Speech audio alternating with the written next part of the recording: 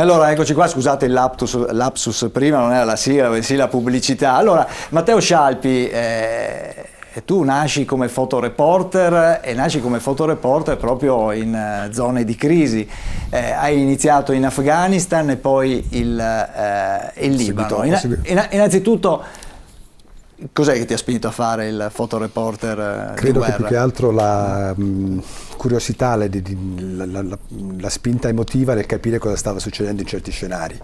Leggere. Cioè, hai operato come freelance, tra l'altro, quindi come libero battitore, no? Come libero battitore, ma organizzando dall'inizio alla fine quello che poteva essere la mia partecipazione a produrre il servizio. Ecco, in Afghanistan quando è che sei stato? Sentato la regia magari propone, io mi sono permesso di prendere alcune foto tue da Facebook e le ho montate assieme, così ti vediamo all'opera. In Afghanistan quanti anni fa? Allora, in Afghanistan sono stato 3 volte, 2 volte come viaggio e la terza volta per lavoro. Per lavoro. E sono stato, un attimo prima che ci fosse l'invasione reale russa, nel senso che già l'Afghanistan era sotto la dominazione, sotto il controllo politico e geopolitico economico dell'Unione Sovietica. E già in quegli anni c'erano conflitti con i sovietici, molto piccoli ma modesti rispetto a quello che poi è stata la guerra vera afgano-russa. È stata un'esperienza particolare, molto forte, molto forte. E fondamentalmente credo che ci sia stata molta fortuna, nel senso che o ero incosciente oppure le persone che ho conosciuto e che ho incontrato in quei posti avevano necessità di comunicare. Ecco, qui stiamo vedendo anche delle immagini del Libano, credo, no? Questa è a Beirut, sotto l'assedio israeliano, durante l'operazione Pace in Galilea. Quindi siamo nel 1900... Inizi degli 80, poco prima di massacro di Sabra e Shatila. E questi erano miliziani palestinesi, che controllavano la parte di Beirut Est, oltre la Green Line, dove c'erano i campi profughi israeliani. Ovviamente qui per esempio siamo nella Valle della Bekaa, al confine con la Siria.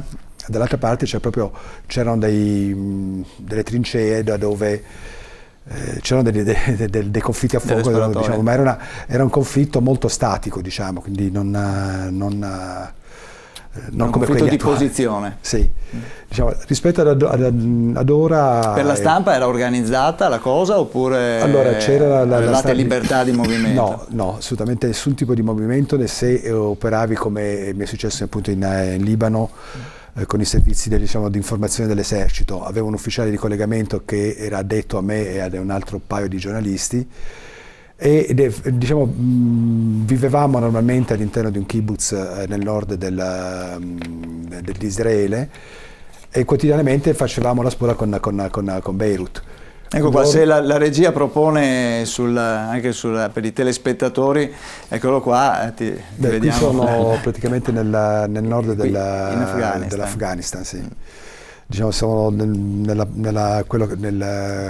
Panjshir, Ecco, senti, anche da un punto di vista giornalistico, tu che idea ti sei fatto invece venendo ai giorni nostri, ad esempio anche questa decisione, ad esempio di Rai News, di non trasmettere più i video, tra virgolette, propagandistici diciamo che un controllo sul contenuto del video forse è anche giusto. Non trasmetterli completamente mi sembra una sciocchezza. Prima di tutto perché così controlli quello che mandi, mentre sul web o da Facebook, come diceva prima, o sui canali tematici specializzati. Ecco sì, perché noi prima quando ci siamo sentiti prima della trasmissione, la guerra si vede in rete, ci sono dei canali. Sì, si vede, ma la vedi come un videogioco. Spesso sono gli stessi, ci sono dei siti per esempio di militari americani che...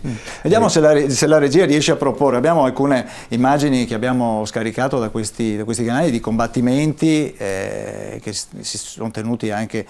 Sì, quotidianamente c'è un aggiornamento. diciamo. Vediamo se la regia riesce a proporli intanto che... Ecco, quindi a differenza... qui ti vediamo col generale Dozier, dopo tanti anni. quando è rientrato, e qui è la tua foto sul Times dopo la liberazione del generale Dozier. Ma ecco qua che vediamo le immagini dei combattimenti. Qui siamo in Iraq, e questo è un combattimento appunto tra miliziani dell'ISIS e dovrebbe essere l'esercito regolare iracheno. Ecco, queste sono immagini che si trovano in rete normalmente.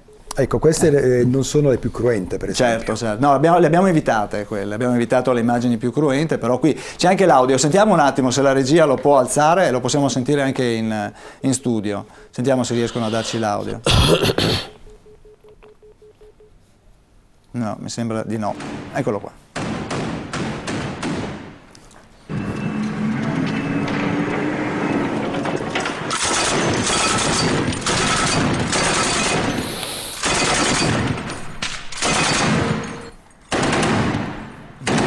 Ecco, magari possiamo anche rientrare,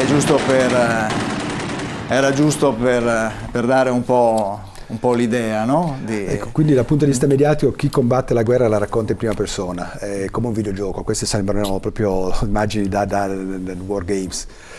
È cambiata molto la comunicazione, per cui non controllarla, evitando di mandare in onda certi servizi o certi video, non lo trovo giornalisticamente utile. Non solo, anche i giornalisti poi sono diventati, forse una volta c'era un'etica un po', oggi diventano ostaggi. Vedremo dopo quel giornalista inglese che è da tempo nelle mani dell'ISIS, che adesso sta realizzando una sorta di documentari, no? Sì, lui lavora praticamente in questo momento per l'ISIS.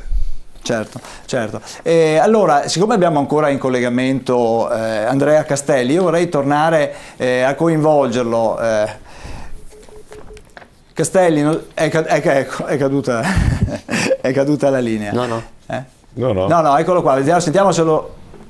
No, dicono che è caduta la linea, l'audio. È l'audio che è caduto. Professor Romania, allora, no, parliamo un po' invece di quelli che sono stati i casi più eclatanti, no? I video che hanno sollevato maggior scalpore.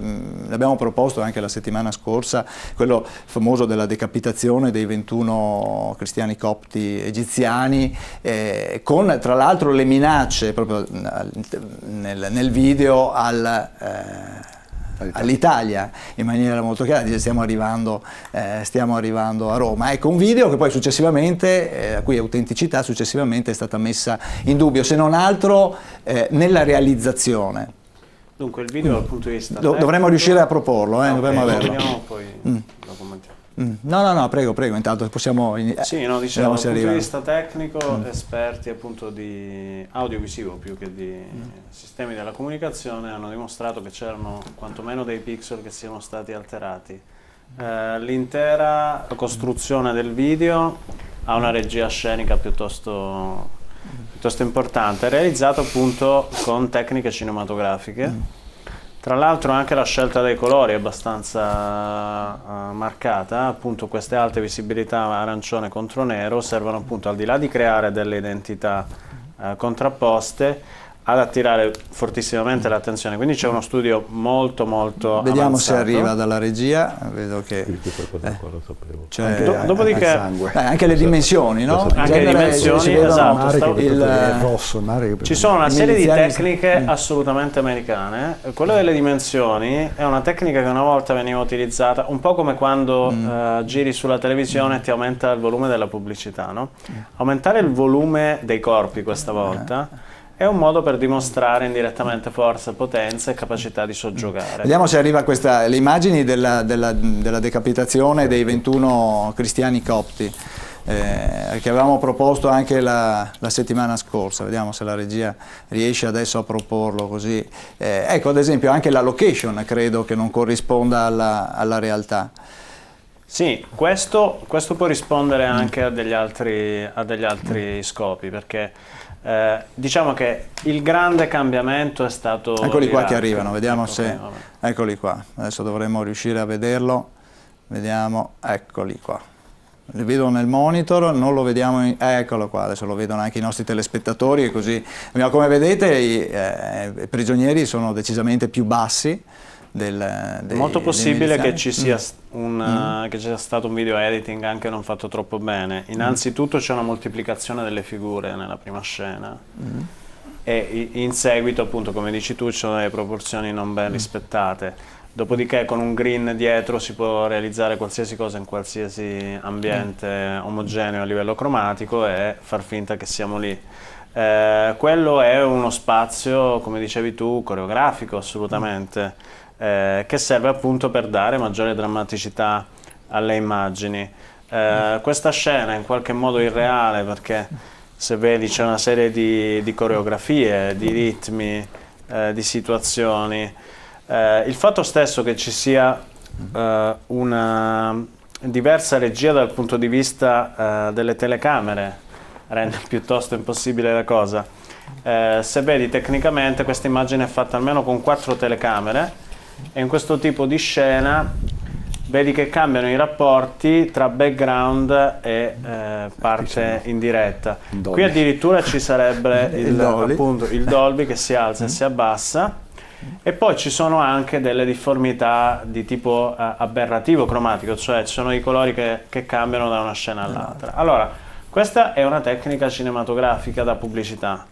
Non voglio relativizzare il fatto che probabilmente quelle persone sono state sequestrate, o se non sono state loro direttamente, ci sono stati altri eventi di cruenza. Quello che qui vogliamo essenzialmente dire è che questo è fatto con grandissime tecniche e che il disperato, barbaro o come lo vogliamo dire, privo di risorse con questa storia non c'entra niente. Questo è un video che dimostra grandi capacità grandi capacità, come dicevo prima, anche relative a persone che conoscono dall'interno il sistema mediatico. Rispetto al tema che hai sollevato dell'immigrazione, se posso spendermi su questo. Prego. Allora, un editoriale del Financial Times di 6 giorni fa, tradotto sull'ultima internazionale, diceva chiaramente: guardate ragazzi, se in questo momento opponete resistenza alle immigrazioni, non fate altro che rispondere al loro gioco. Abbiamo 2 tipi di immigrazione possibile provenienti dalla Libia: un tipo di immigrazione clandestina che non ha motivazioni di tipo umanitario, rispetto alla quale si possono mettere in atto diverse politiche di respingimento in base alle leggi vigenti, in questo caso la Bossi-Fini e i decreti del pacchetto Maroni più le circolari che sono seguite. E poi abbiamo tutto ciò che invece è regolato, giustamente si diceva, dal Patto Dublino 2, ma anche dalle convenzioni internazionali relativamente ai richiedenti asilo e ai rifugiati. Va precisato che nell'ultimo anno l'Italia è la 6ª per richiedenti asilo rispetto al resto dell'Europa, ma correttamente si dice spesso queste persone non vogliono stare qua, se ne vorrebbero scappare, però la legge di Dublino, perché non lo sa, impone sui 174.000 che sono entrati l'anno scorso, 20.000 soltanto dovrebbero stare qua.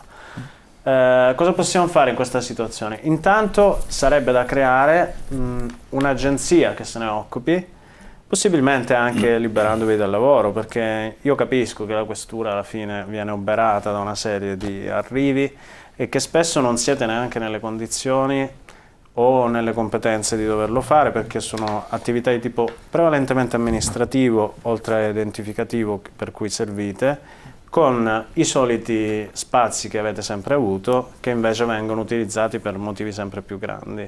Quindi la stessa polizia chiaramente soffre della situazione rispetto all'organico, alle competenze e tutto il resto. Però in questa situazione non facciamo altro che aiutare il reclutamento di basso manovalanza di immigrati o richiedenti asilo o clandestini da parte della malavita, perché non li abbiamo messi in un sistema di accoglienza, su questo sono state dette tante falsità, efficiente, perché ci hanno mangiato tutti, Mafia Capitale l'ha provato, e non si è risolto né il problema della sicurezza degli italiani, ma neanche il problema della sicurezza dei clandestini. Ecco, c'è da dire, scusa se ti interrompo, c'è da dire che comunque anche proprio i miliziani dell'ISIS, proprio tra le varie minacce è stato quello di dire vi invadiamo con 500.000 persone. In questo momento la parte che viene controllata della Libia da parte dell'ISIS è quella più, che una volta che avremmo chiamato Tripolitania, e non è neanche tutta la parte occidentale della Libia, è diciamo il 40% del territorio. E la maggior parte degli sbarchi che partono, si diceva prima, anche dal Corno d'Africa, passano da Misurata essenzialmente. Quindi possono avere un certo potere di liberare le frontiere. Noi non abbiamo più un sistema di aiuto alle navi, quello di Mare Nostrum, ma abbiamo un sistema Triton, che è un sistema sostanzialmente di controllo delle frontiere blando, se vogliamo, a 30 miglia, quelle che precedono le acque internazionali. Purtroppo sono morte altre 400 persone la settimana scorsa, quindi il problema resiste.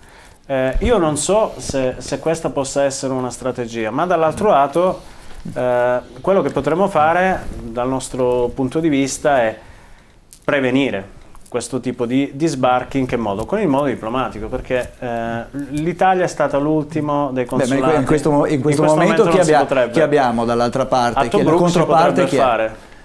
Potremmo prevedere come Unione Europea, perché soldi e le capacità ci sono. Purtroppo la Mogherini in questo momento conta poco o nulla in questo scacchiere, le sono state tolte anche le deleghe alla sicurezza.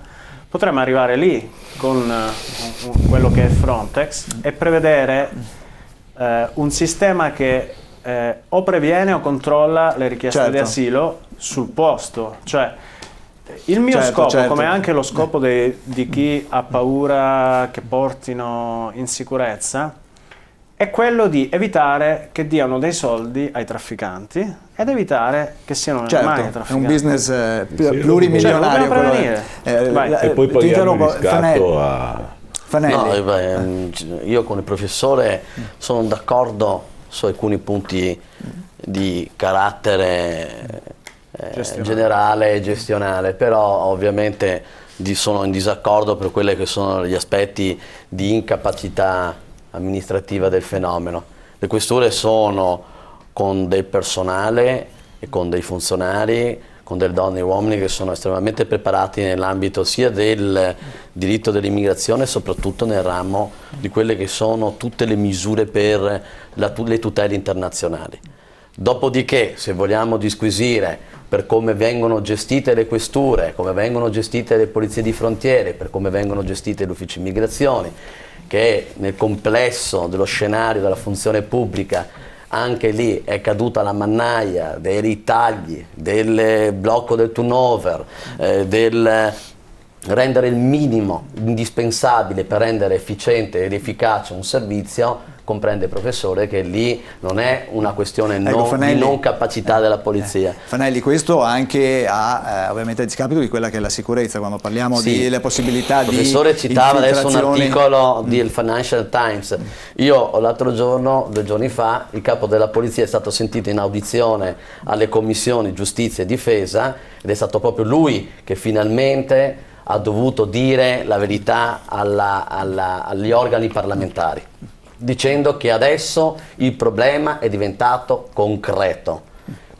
Non ci voleva un po' di scienza, anche perché comunque i servizi segreti da tempo che ci stanno segnalando, e c'è anche una relazione del CESIS fatta alle Camere Riunite, dei quali dicevano che questi circuiti, ovviamente, quando io non sono un politico, sono un amministratore, faccio parte dello Stato e vengo qui per rappresentare quelle che sono le dinamiche funzionali.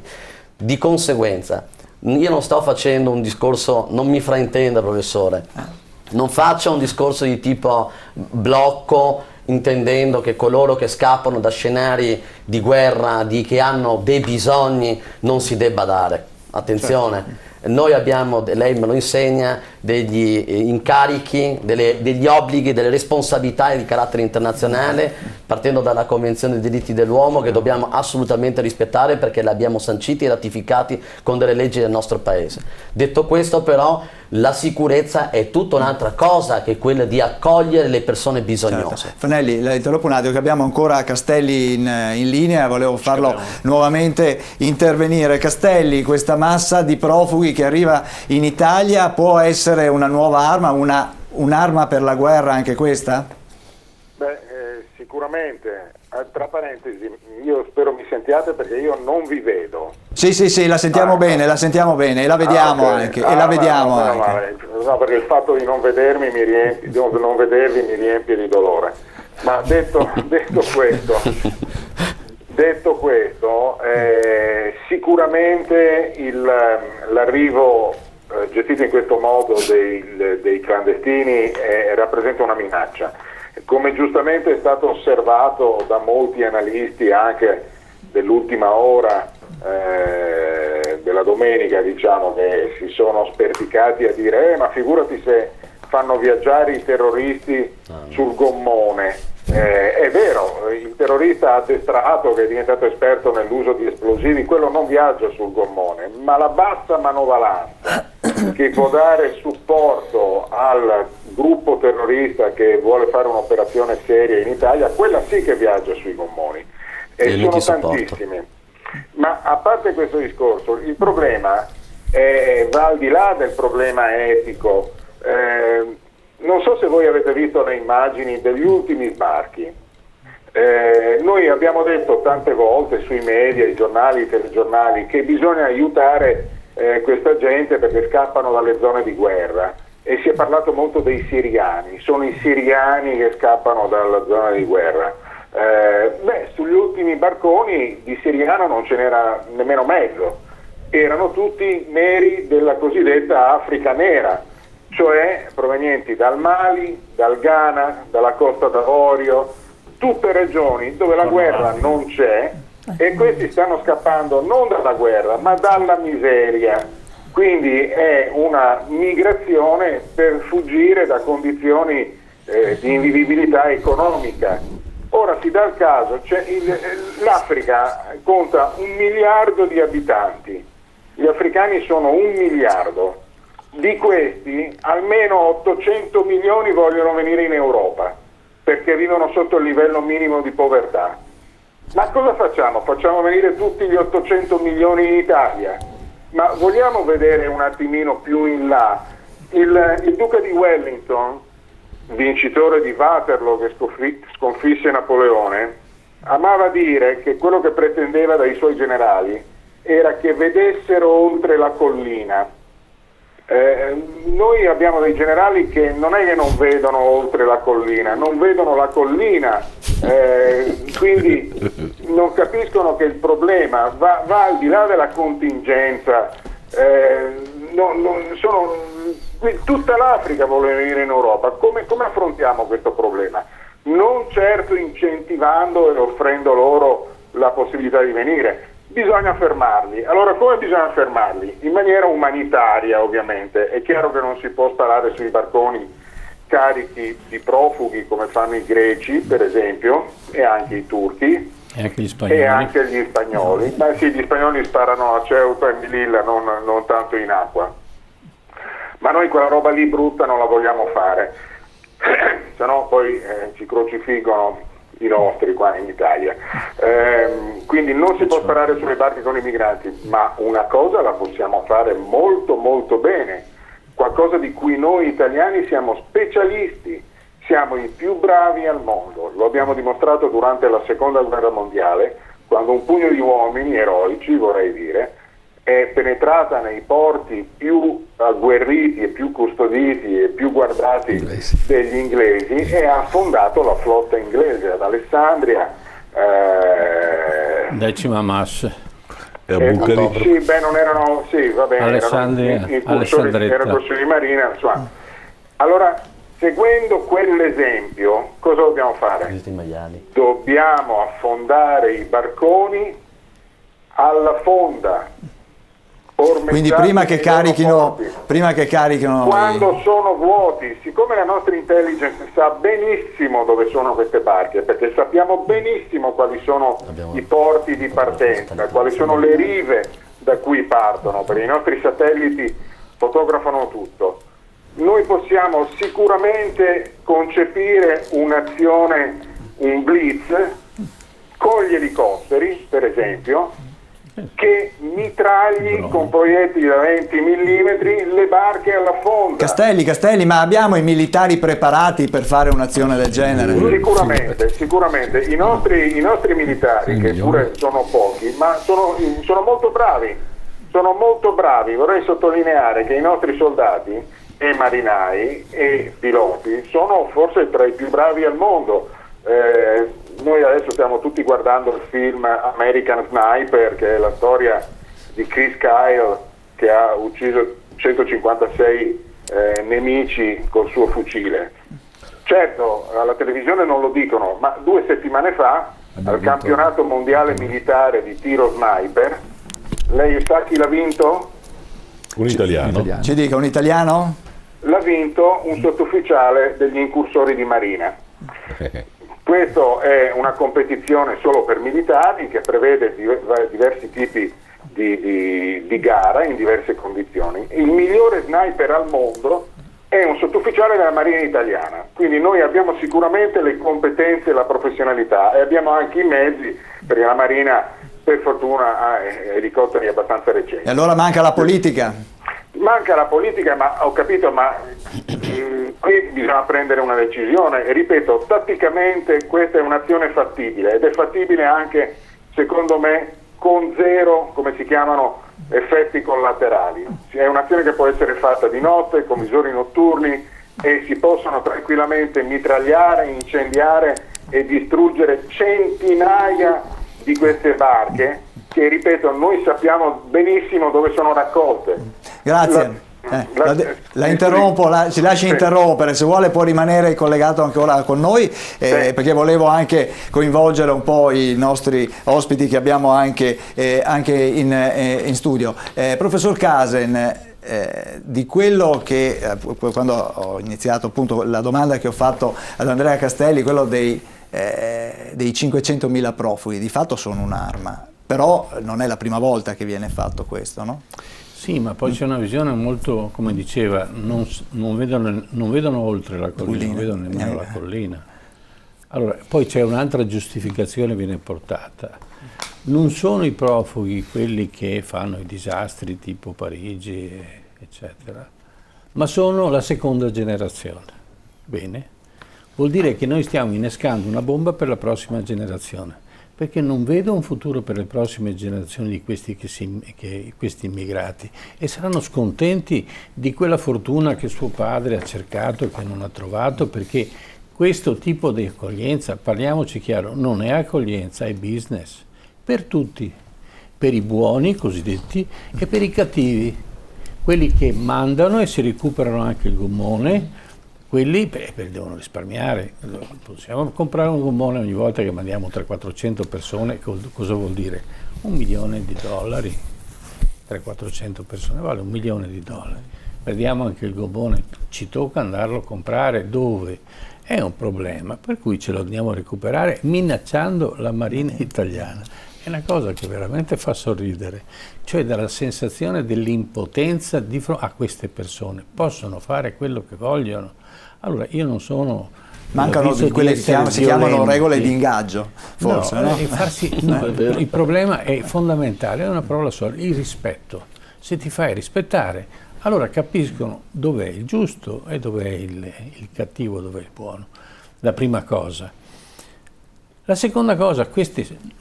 Supponiamo che siano tutti disponibili a cercare lavoro e fare i cittadini perfetti, perché, diceva Manzoni, l'inferno è lastricato di buone intenzioni. Ma se qui non trovano il lavoro, cosa fanno? Si adattano a fare qualsiasi lavoro, compreso farsi arruolare dalla nuova ISIS o da un'altra attività che può essere sovversiva, perché in questo momento noi siamo abbastanza, diciamo, abbiamo il territorio in mano, ma stiamo perdendo il controllo del territorio. Sì. Attenzione, non è che noi abbiamo il controllo del territorio perché abbiamo una popolazione che ha una cultura, ha una volontà di stare una certa, mantenere un certo comportamento, ma io ricordo quando si combatteva la mafia, e non è che l'abbiamo vinta, ma si diceva prima dobbiamo prendere e controllare il territorio, poi riusciamo a controllare le mafie, perché se no è il territorio, la mafia. Guarda che però una volta la mafia era al sud, adesso non so se si ricorda i 50 appartamenti dell'imprenditore campano in cui stavano clandestini sequestrati qui a Padova, o i sequestri di droga di settimana scorsa. No, ma certo, sì, ma ormai è dichiarato. Guarda, ormai è in Germania. Sono abbastanza Parma Reggio Emilia. No, perché Parma, in questo Verona, punto, Vicenza, ragazzi, facciamo attenzione. Che negli anni 70 la mafia nascondeva i propri sequestrati a Milano. Facciamo attenzione, se vogliamo togliere le persone dalla criminalità, devi battere la criminalità, non devi togliere le persone. Nel senso che decreti flusso... Ma non posso creare substrato per creare criminalità. Cioè la criminalità viene fuori da aumenta il livello di sicurezza quando c'è ridistribuzione delle ricchezze, ma quando questo non avviene io creo una disparità nella società. E chi sta sotto chiaramente si organizza, e si organizza in maniera alternativa, perché se io do la possibilità al mafioso giovane che viene arruolato, a cui viene consegnato, viene ordinato di fare qualsiasi cosa, io gli do delle alternative, ma chi se ne frega di diventare mafioso? Ma non c'è mica una vocazione da qui abbiamo il poliziotto, probabilmente sa, anzi sicuramente sa, che l'immigrazione coinvolta nei settori della criminalità organizzata svolge funzioni di manovalanza. Poi la droga arriva dalla Colombia, spesso a Gioia Tauro, in altri porti di transshipment, viene trasportata qui da dealer di vario genere, una volta arrivato sul territorio viene ceduto il business ai tunisini piuttosto che all'altro gruppo etnico, e lo stesso per la prostituzione o per altri piccoli crimini o piccoli affari. In questo momento, queste persone qua, dove le vai a trovare? Primo livello. Se questi li arresti, fin quando ci sarà il ragazzo che vuole fumare o fin quando ci sarà l'imprenditore che vorrà tirare, ci sarà una nuova manovalanza che si offrirà. Perché vi ricordate Prato della Valle 30 anni fa, non c'era l'immigrazione, c'erano le persone che si andavano a bucare prima che venisse riqualificato. Quindi il problema droga, anzi, torniamo indietro, al portello degli anni 50 e anni 60, la vecchia piccola criminalità che era criminalità di campagna quasi, cioè del confine urbano-rurale.